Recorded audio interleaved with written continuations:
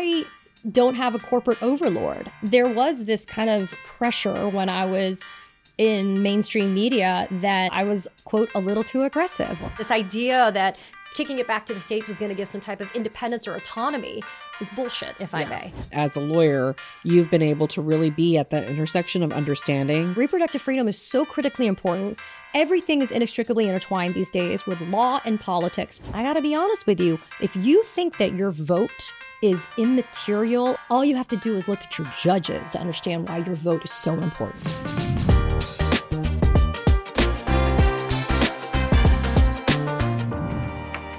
Hi, everyone. This is Minnie Timmaraju with My Body, My Pod, a reproductive freedom podcast. And I'm so excited for today's episode. You're going to hear from frankly, one of the best to do it. A lawyer, an advocate, a media icon, one of the first in our community, in the Asian American Pacific Islander community, to have her own show on a major cable news network. And it's our good friend, Katie Phang, who everyone should also understand you are a tremendous advocate for communities of color, for equity, for inclusion, but also for reproductive freedom. So we've been friends for a while. I've been honored to be on your show and on your podcast a few times now. And I'm just grateful that you're returning the favor and joining us on My Body, My Pod. I'm thrilled that we get to do this in person, which involves traversing across the United States to make it happen. And I will take Icon any day. So we need to do this more often. You are. I remember a couple of years ago when the Asian American Journalists Association started doing the reception around the White House Correspondents' Dinner. That's right. And there are so many younger, Asian American journalists who are just coming up who look to you and say, I can do that. I can have that career. And that's a big deal. That means a lot to me. It makes it bittersweet that I've had this journey. But now that I'm in independent media, I jokingly say it's Katie Unleashed. And I think it also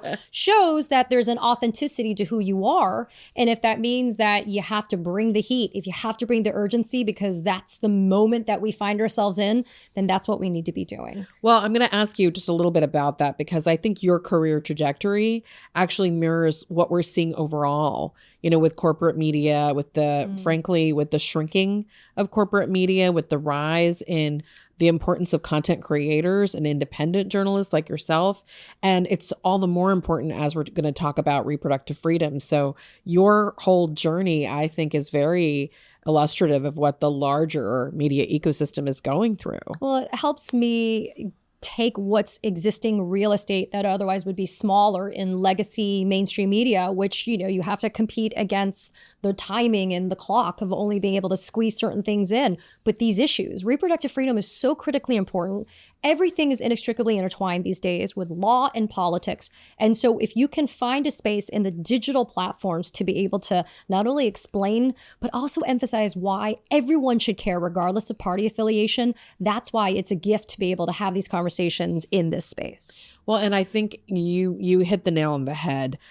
There's so much you cannot squeeze into a short, cable news show that you can really dig into. And as a lawyer, you've been able to really be at that intersection of understanding how much the law is impacting this policy. And frankly, you were one of the first to really dig into the impact of the Dobbs decision. I know you were even covering on the air when it happened. It was one of the most gutting experiences. We were anticipating it, but as we know with SCOTUS, you don't really know the exact day you're going to get an opinion per se. But it happened in real time, and to have to break it down literally broke me down to have to do it. But it's worth reiterating, Minnie, that I have said this time and time again. This was not an unexpected thing. No. If you were paying attention, it was a slow moving train that was barreling down towards us.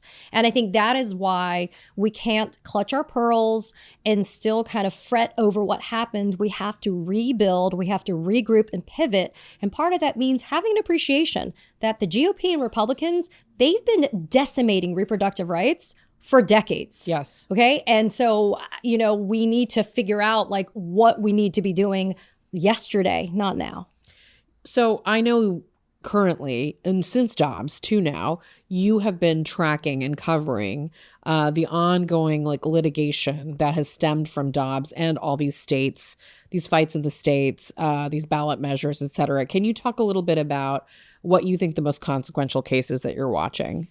Well, they kind of run the gamut, but the ones that keep on percolating to the top of kind of the news chatter would be the mifepristone cases. Medical abortions through medication is the largest percentage. And the real kind of attacks that we're seeing is not only you've got the ones that are moving through RFK Jr. as the Health and Human Services Secretary. And Martin McCary at the FDA. Exactly. And this idea that this false lie, and we have to use the right words when we talk about this, Minnie, the lie that mifepristone is dangerous and should not be used in some way.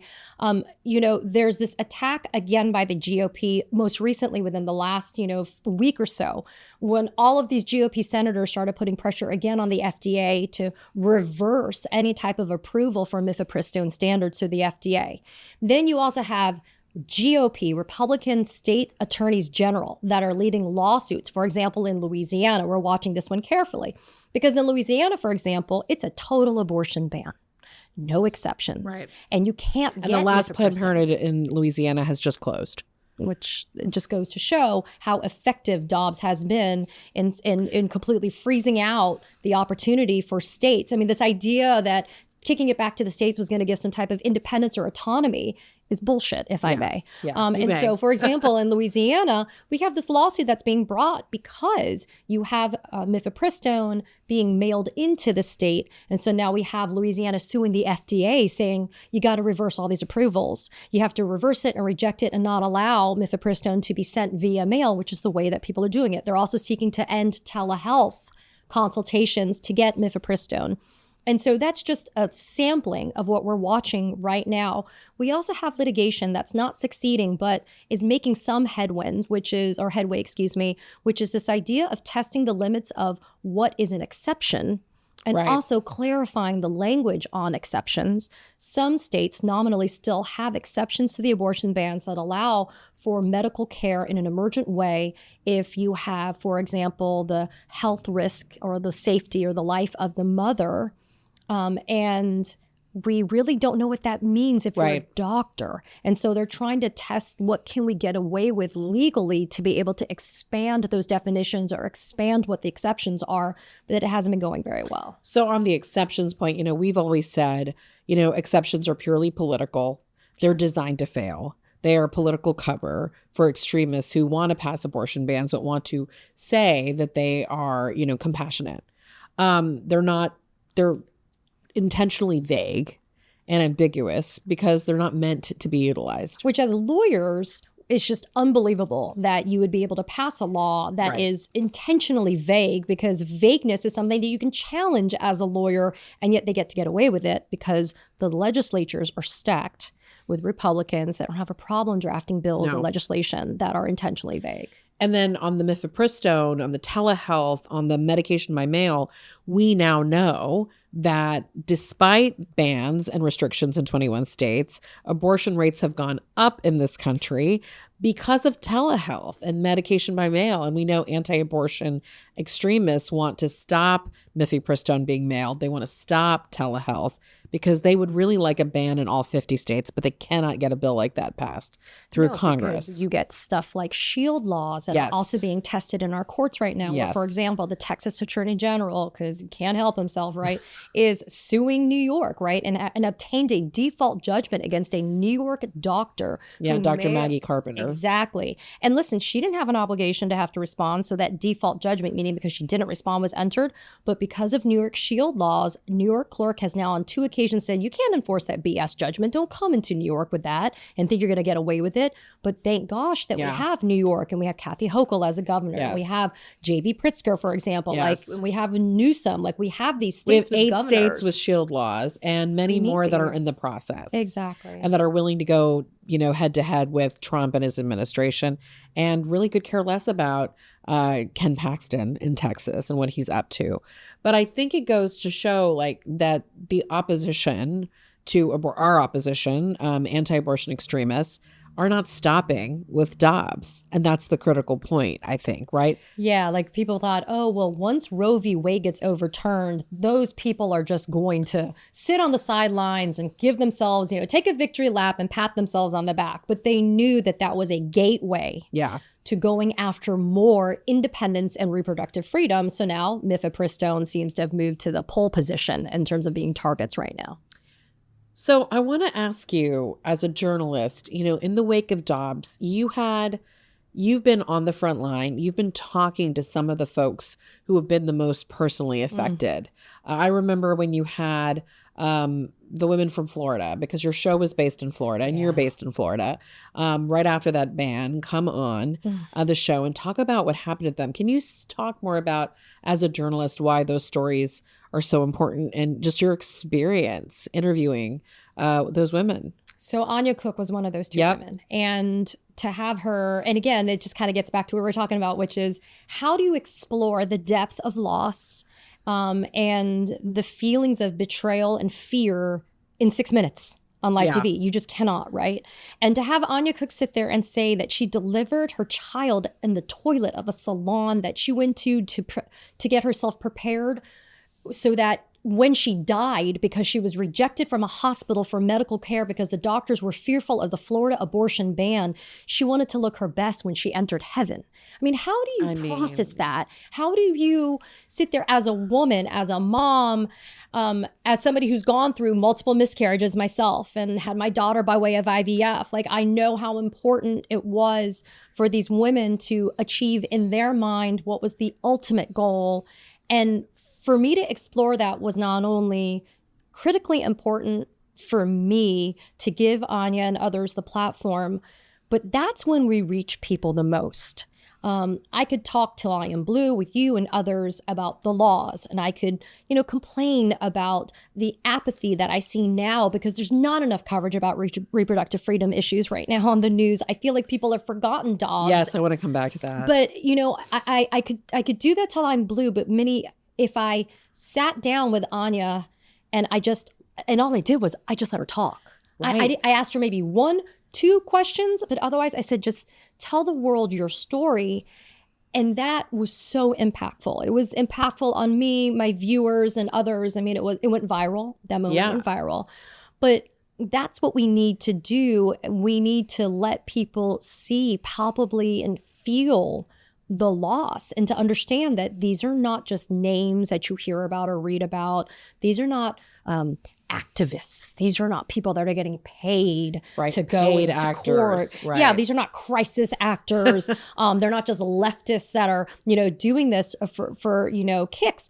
These are real people, and all they ever wanted, especially for somebody like Anya, was to be a mom, but to be told, not only is your baby not going to survive, but hey, by the way, you have PPROM, and so you've got ruptured membranes, and you're going to have sepsis infection, and you could die. But you know what? We're a little scared of that abortion ban, so you got to go home and almost die, right, and be on death's door and come back, and then we'll kind of feel like we're in a safer place. And we saw this happen in Georgia, where now they're using poor women's bodies as incubators because they don't know what the hell to do with Georgia's abortion ban. So these stories have to be told, and whatever means by which we can make it happen, that's what we have to do. So one of the things I'm excited about on this podcast that we're doing is a partnership with our friends in Abortion in America, who've been compiling these stories and creating really great content. So you'll be seeing it posted right here where you get this podcast. We're going to be interspersing those real stories. But I want to ask you about something you said,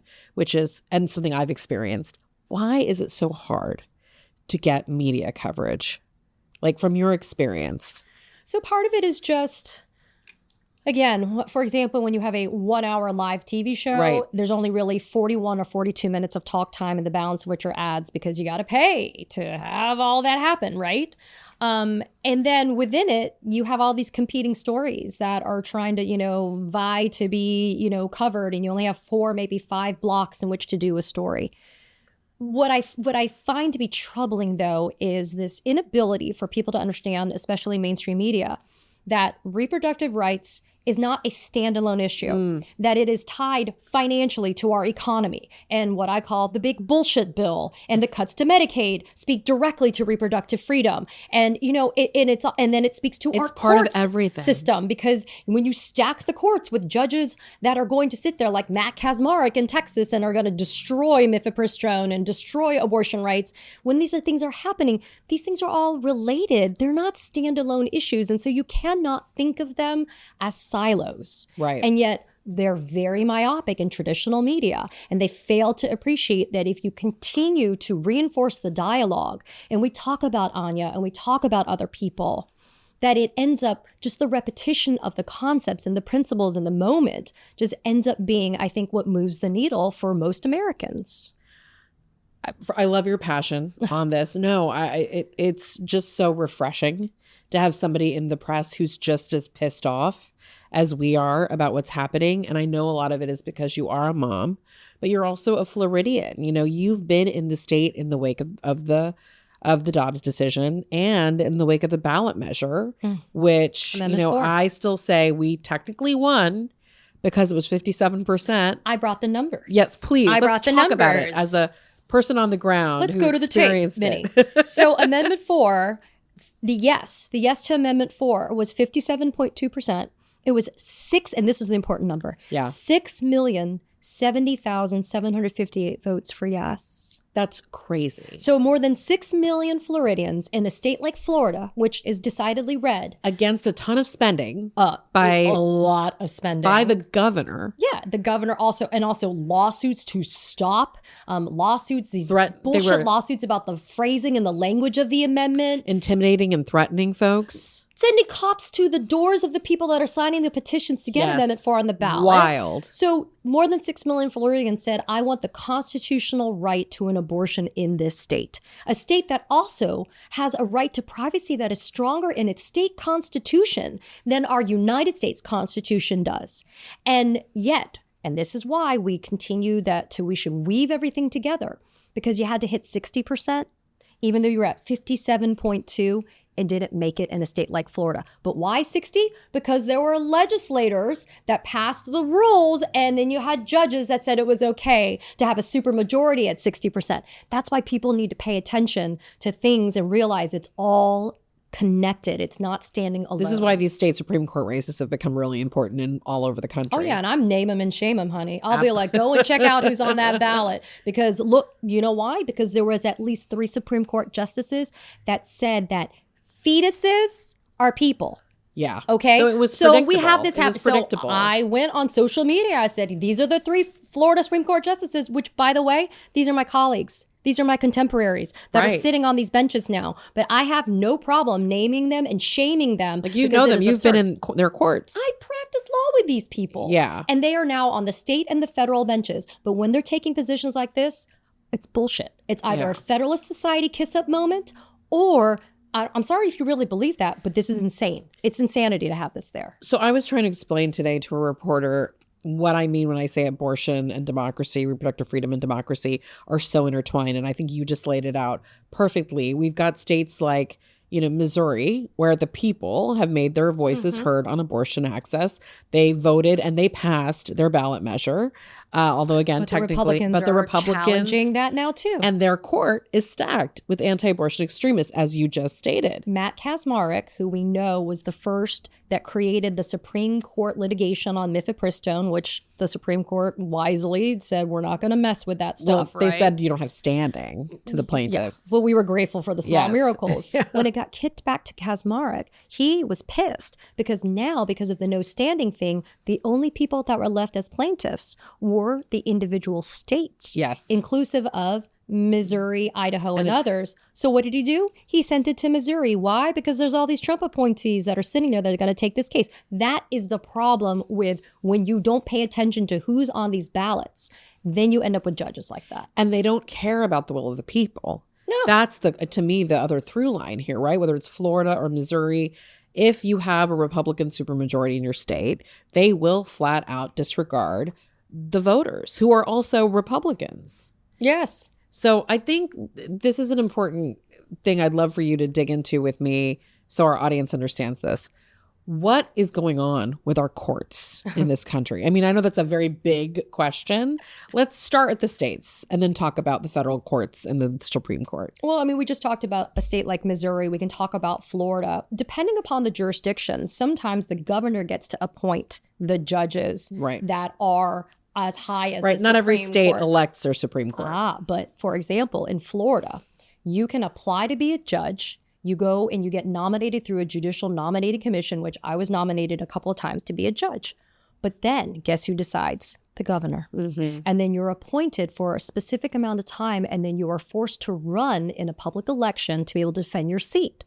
But voters don't pay attention to the judicial retention races. They don't. And if I had a dime for every time right before an election, somebody reaches out and says, who is this? Because for most people, blessedly, they don't go to court. Maybe they get a traffic ticket, and that's a different judge than somebody who's going to decide whether or not you get to have access to an abortion, right?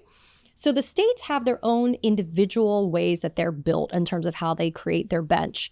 But the federal courts are the ones that we have to worry about the most, because when you have conflicts, when you have major issues or major questions, they end up going federal.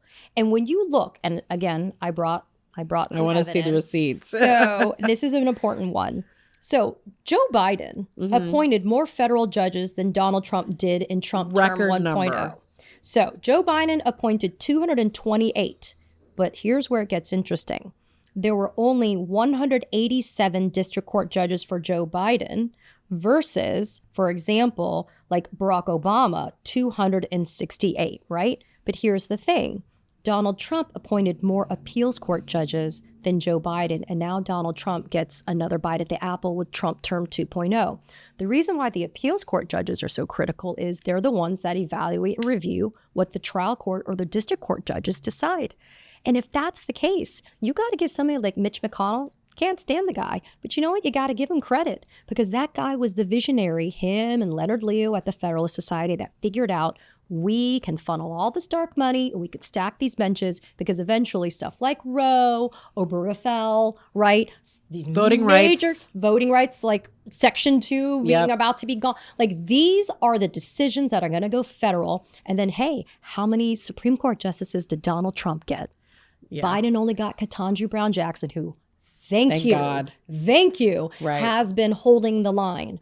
But I got to be honest with you. If you think that your vote is immaterial, or I'm just going to sit this one out because I'm kind of feeling about it, all you have to do is look at your judges, your federal judges and your Supreme Court justices, to understand why your vote is so important. And the Senate.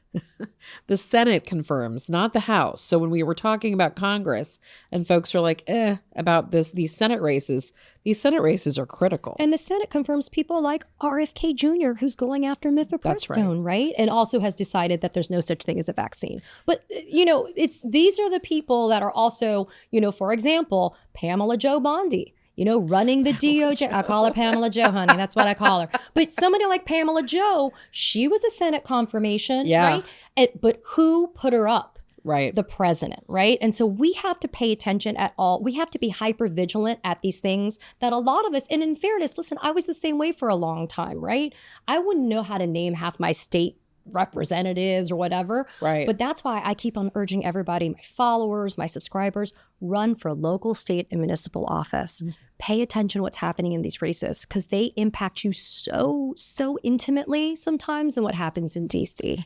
Say a little bit more for folks who don't pay as close attention about Leonard Leo and the dark money. Because, I think what's interesting as you watch right now, we're talking about Missouri, half the folks who are going to end up on that circuit court are Josh Hawley and his wife's close friends. There's a deep, incestuous, right-wing, connective, tissue from the Federalist Society. And you've got folks like J.D. Vance and Josh Hawley who are, helping cultivate the next generation. They're appointing them. They're confirming them. It's all by design. Yeah. And so the Federalist Society has been around for a long time. And there are actually never Trumpers that were a part of the Federalist Society. For example, George Conway. George Conway, who is a devout never Trumper now, was a big part of the Federalist Society. And he knows all of them very well, like Leonard Leo. And look, there was a different version, I'll use that word, of conservatism. I think that's different than what we see now. Right. I like to say that MAGA is its own party and frankly should just be its own party because there's really no Republicans that are left. There's no Republican Party. It's called the MAGA Party because nobody in the Republican Party is left. They're just impotent and just standing there watching, the world burn like Nero. So what's happening, though, is with the Federalist Society, they are so smart about corralling money from billionaires like Harlan Crow, who has been Clarence Thomas's, patron for decades. And they figure out targets for money, they get the money, and then they start funding races and they start funding think tanks and policy. And they are but the thing is, they don't actually, they're not in the spotlight on a lot of this stuff. And that's why it's dark money. That's why they're in the shadows. They're comfortable not being in the spotlight. Why? Because eventually what they want ends up materializing in reality because they put all of the people that are controlling the levers of power in the places where they need to be. And that is how we got to Dobbs. 100%. So I think speaking of, dark money, Harlan Crow, one of the things we've done as an organization is get involved in court reform. The fight for court reform, court expansion, court ethics, term limits. I am curious what your thoughts are on the feasibility of any of those proposals. It's hard, which is why I don't BS people on it. Yeah. They're not pipe dreams, but I do think what we need to see from our candidates are very overt public commitments to court reform. It can't just be some cherry on some Sunday where it's like, oh yeah, that would be a good idea. There needs to be a commitment because if you do get enough people in Congress to actually vote this into happening, then you can make it happen. It's not easy, but you can make it happen. And we've done it before in the history of the United States, right? And not often though. They've expanded the court before. Yeah, and so if you're do you want more Supreme Court justices? How about we don't have lifetime? How about we don't have lifetime appointments? Supreme Court justices. A lot of people don't know this. The federal district court, the trial court judges, and the federal appeals court judges, those are lifetime appointments too. It must be nice. But then it makes me wonder, if nobody's going to take your job away, within reason, because impeachment's always an option, but really nobody does that. If no one's taking your job, why not do the right thing? And we're not seeing that happen. What are you so scared of? And I do think they're scared of this boogeyman that's been created by Trump and MAGA for some inexplicable reason. But if you have a lifetime appointment, I would be 100% doing, which we've seen some judges do recently. They have done the right thing. They have defended the rule of law. It's a time-honored tradition for a Supreme Court justice to say, I feel like historically we've seen Republican appointees end up being quite progressive once they get to the court. Yeah, because they're following precedent and they're listening, right? Precedent is a bad word these days. Oh, in the Supreme Court, you're not allowed to say that word. Well, yeah, because they're blowing it all up. Well, it doesn't exist. According to Clarence Thomas and others, it doesn't exist. So what can we as citizen activists do about the Supreme Court and the federal courts? We've talked about it. Number one, you have to pay attention to what's happening. And number two, I hate to sound like a broken record, but your voting advocacy, your voting knowledge, your voting engagement, that's where you have to be the most activated because that's how you change the makeup of the bench is through who you vote and elect into office. Until and unless that happens, I can't just go and tell, Brett Kavanaugh, get the hell out of here. You lied during your confirmation hearing. I have beer for you. Would you like to leave? I can't say that to him, right? But, if he terms out or retires or whatever, if I have a president like Joe Biden, who was his legacy of federal judicial appointments were the most diverse in history. If we can do that, then I can get somebody like a Ketanji Brown Jackson who actually had the experience. Right? She wasn't just some random person. The woman actually had the experience to be able to understand, to have empathy. Well, we know she had to have way more experience and be overqualified as a woman of color to be able to even be in that pipeline. But what's amazing to me though is that I look at somebody like Amy Coney Barrett, for example, right? And I feel like Roe was like the brass ring for this woman, right? But she, to me, she speaks and she speaks of a day or a time gone by of the otherwise conservative Republicans, right? That believe in small government and also believe in this idea that, we really should not be hanging out in the bedroom when you're in the doctor's office with you, right? But she most certainly, though, I look at her and I know that fundamentally she would never be breaking bread with Donald Trump, right? Yeah. She wouldn't break bread with him. Listen, I'm not an apologist for this woman. No. I want to dig into this. But I look at somebody like that, and I understand it is just an accomplishment in and of itself that this woman ended up on the Supreme Court. But I look at her, and I look at her background, and I've read her history, and I've read some of her opinions, right? And I look at these things, and I'm thinking, she must be offended by Donald She's Trump. like an old school true conservative. She is. A religious conservative. Yeah. Yeah. But they made their deal with Donald Trump. This is a Mike Pence deal. Well, and so, but then if you're a lifetime appointed Supreme Court justice, why not do what you know your conscience is supposed to be? Why not? Based upon precedent? Why aren't they? I mean, some of these decisions lately have been, Dobbs had the biggest ramification, was not shocking to anyone who'd been tracking it. But some of the decisions in the last couple of years have been like, they're just giving Trump so much power. The reason why is they, like in her and Kavanaugh and others, they can never abandon the lens within which and the perspective they are applying to when they make these decisions, and they are coming from places of privilege. They only know privilege. They only know privilege. And because of that, for them, they can't disabuse themselves of looking at and making decisions that are not grounded in the privilege that they've only known. And that's why it's for them. They're like, oh, well, I am doing what I think is the right thing to do because that's what I have known, or that's what I've always had access to options. I've always had freedom to do what I wanted to do. So it's such a foreign thing to them to think about it in any other way. But that alone, the privilege, I guess what I'm about to say is very naive, is enough for them to hand over a disproportionate amount of constitutional power to the chief executive.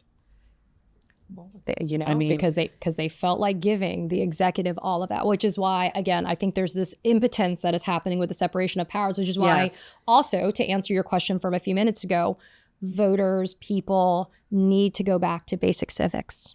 We need to have a return back to basic civics, a basic understanding of how this government was supposed to be operating. How a bill becomes a law, what the separation of powers even I'm is. Just a bill. Yeah. We need the updated version. Yeah, we need to make sure that people understand that that's what this country was built upon, and it wasn't this totally perversion of justice that we're seeing that's happening right now.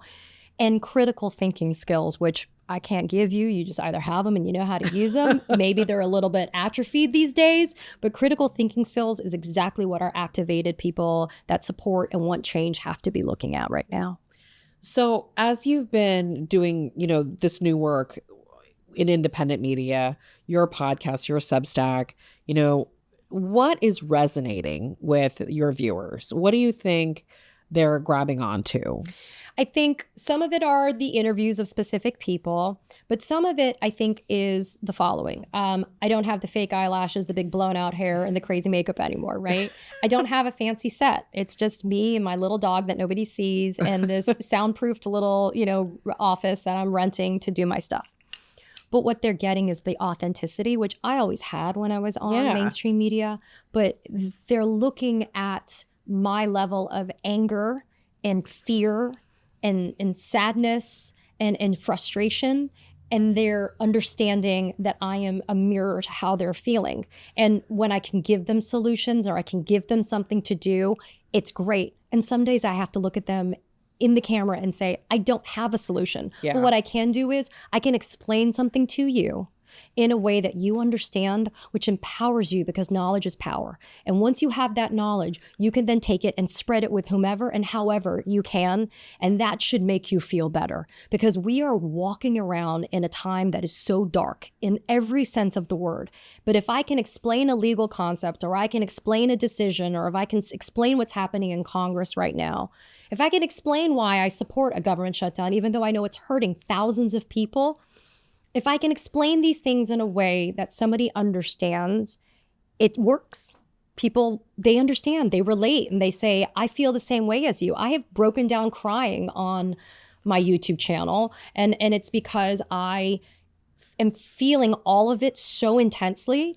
And I want people, especially on Substack, I share this all the time. I want you to know that you're not alone because that's what's going to save us. Yeah. The knowledge that we are not alone, that there's more of us that care about what our future is for our respective families.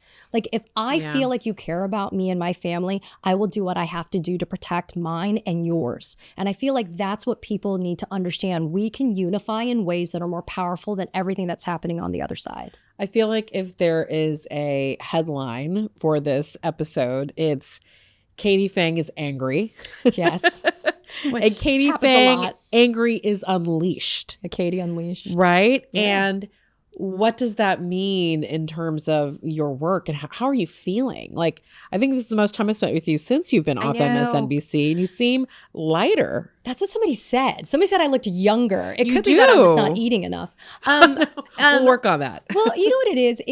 It's I don't have a corporate overlord. And I don't mean that in a uber negative sense, but there was this kind of pressure when I was in mainstream media that, you know, I was, quote, a little too aggressive, or I needed to tone it down, which is wild for somebody to say to me, because I felt like, how can you not be angry by what's happening? How can you not be moved by what you're watching and witnessing? How can you not match that energy and that urgency with the way you speak, with your message, with the guests you bring? How can you not do that? That, in my mind, is the most inauthentic thing you can do.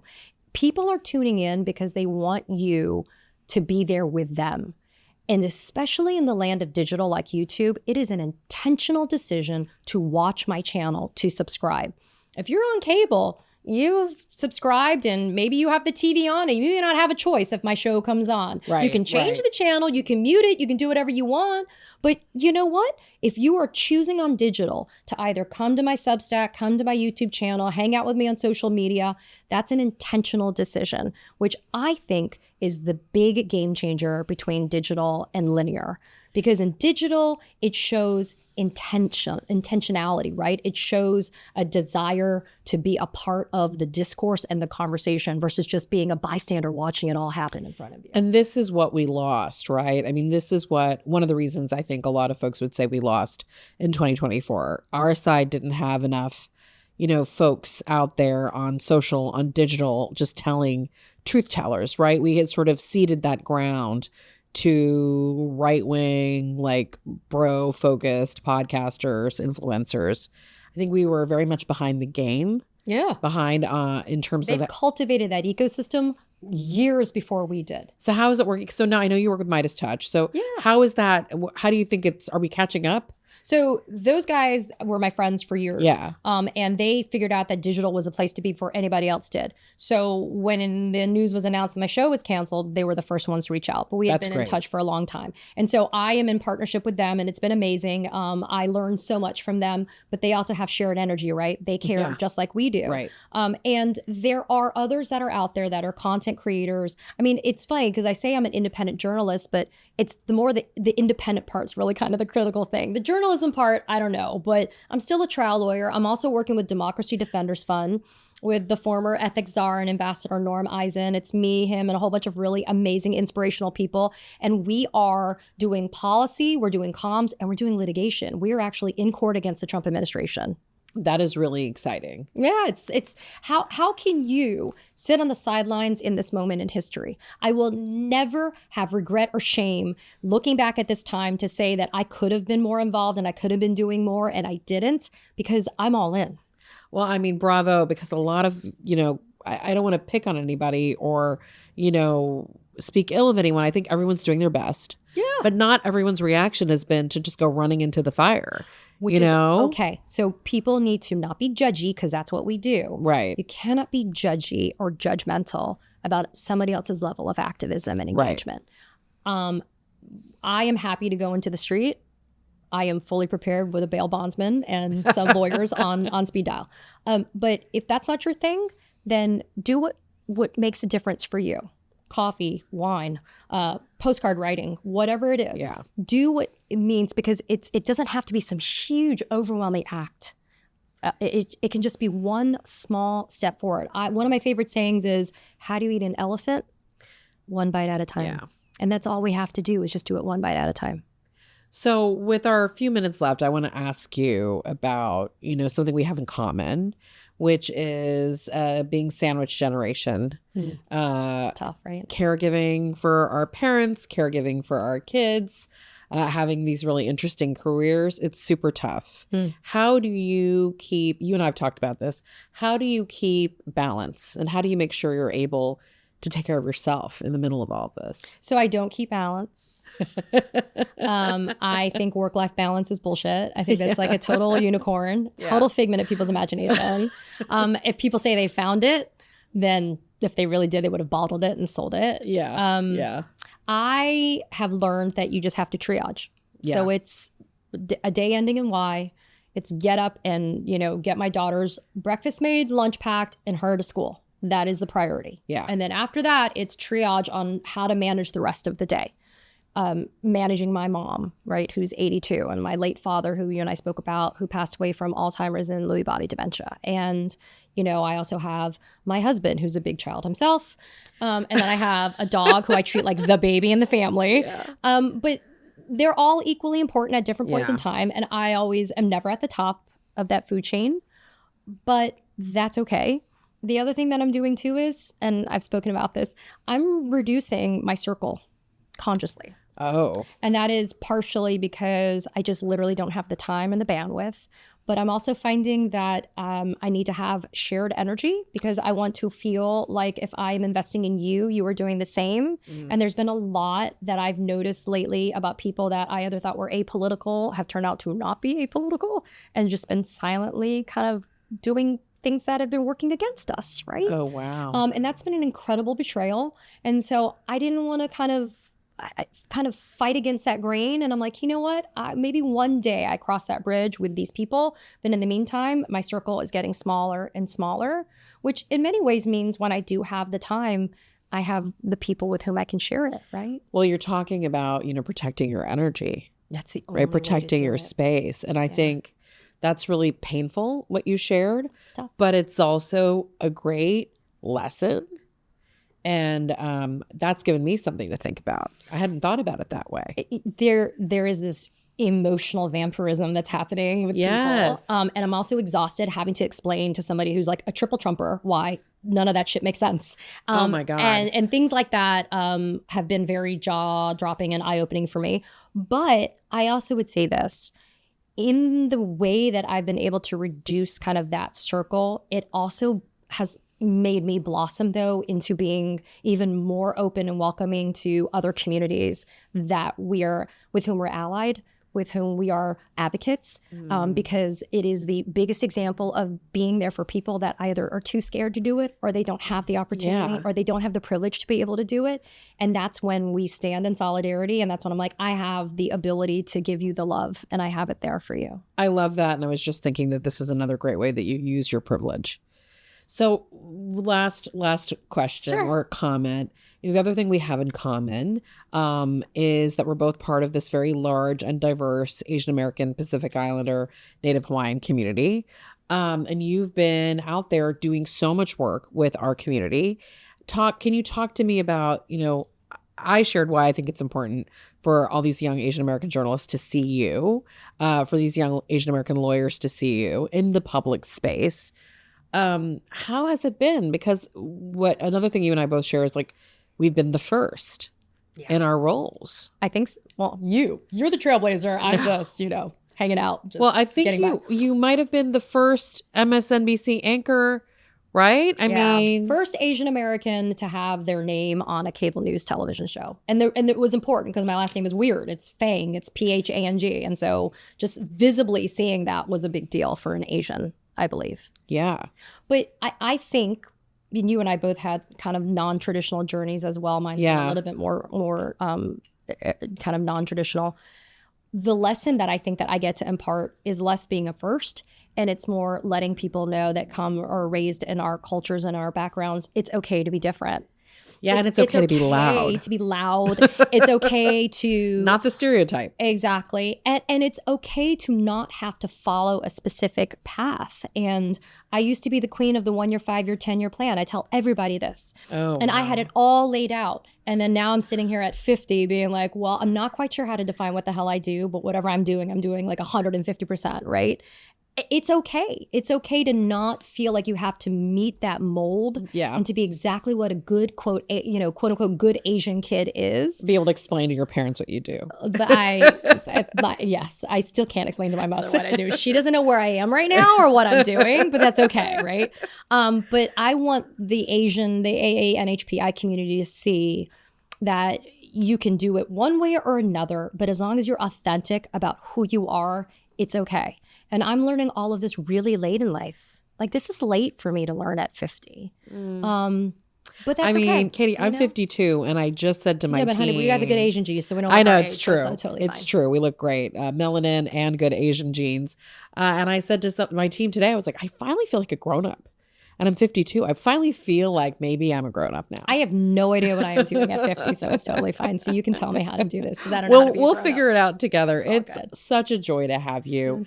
Thank you for making the time for us. Please. You always make the time for me. So Well, follow Katie and her show. We'll put all of her links in the captions here. We want you to follow her on Substack, on YouTube, on all the social channels, and the Katie Phang Show is now just migrated to a different platform. That's right. With her good friends at Midas Touch. So, and you follow us everywhere where you get your podcasts, on YouTube and Apple Podcasts and other places you go to listen to your favorite content. And thank you to our friends at Powerhouse for hosting us here in San Jose, California for this taping. Thanks for joining us.